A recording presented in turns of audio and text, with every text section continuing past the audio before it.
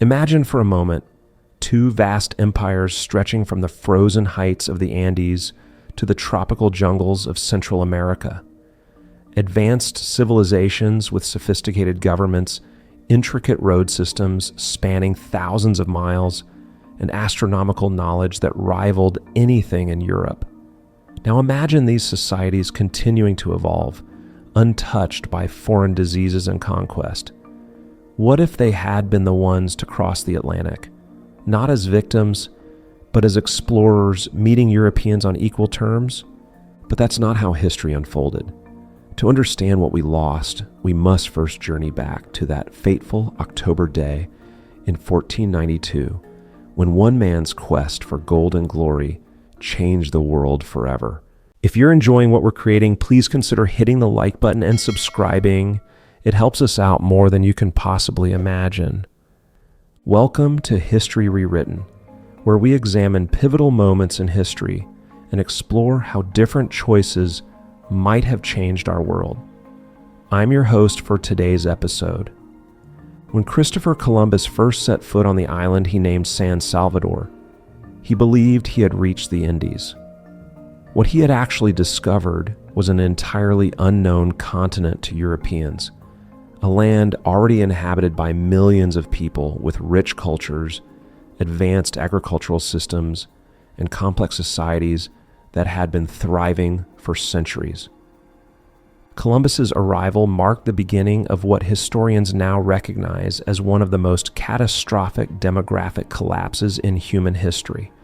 Within decades of European contact, an estimated 90% of the indigenous population would perish, not primarily from warfare, but from diseases like smallpox, measles, and influenza that they had never encountered and thus had no immunity against.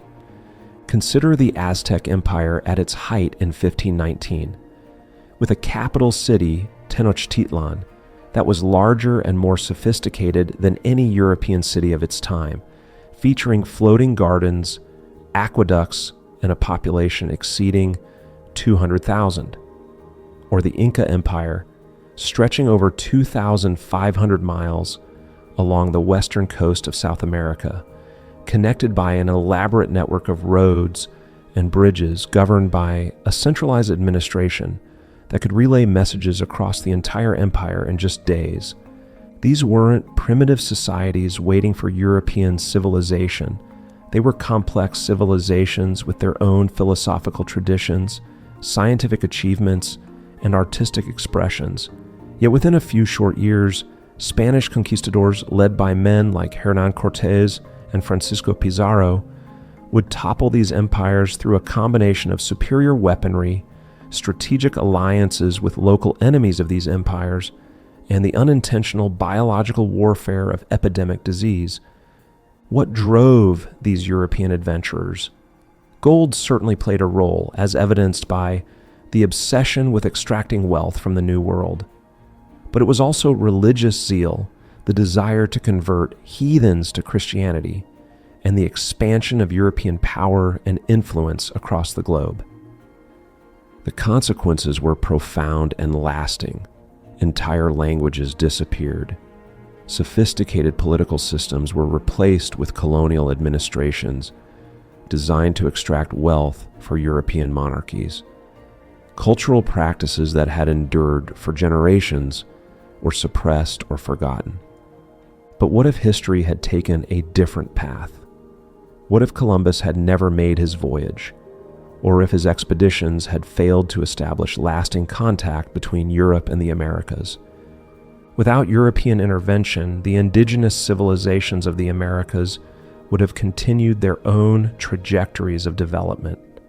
The Aztec Triple Alliance, rather than being conquered by Cortés in 1521, might have expanded further into North America. Their sophisticated understanding of astronomy and mathematics could have led to advances we can only imagine today.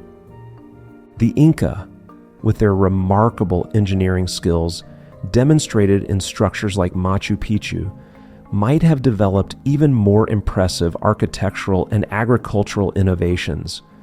Their Quipu recording system, an intricate method of storing information using knotted strings, could have evolved into something resembling a written language or early data storage system.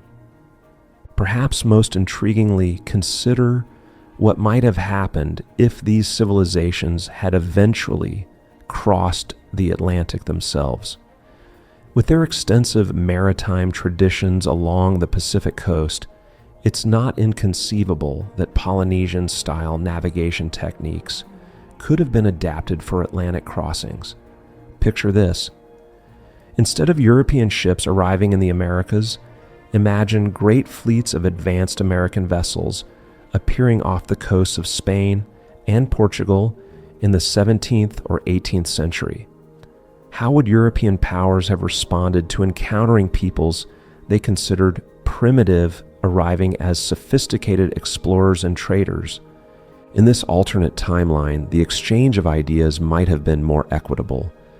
European diseases would still have posed challenges, but perhaps the devastating one-sided impact could have been mitigated through more gradual contact. Meanwhile, American crops like potatoes, tomatoes, and maize, which historically revolutionized European agriculture and contributed to population growth, might have been introduced under very different circumstances. The technological exchanges could have been fascinating.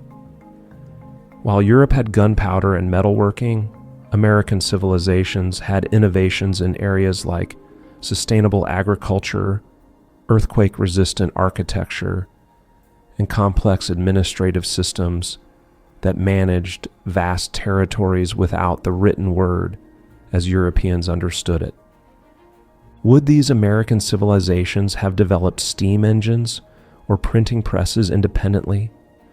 Might their different approaches to governance, some emphasizing collective decision-making, others sophisticated bureaucratic systems, have influenced global political development?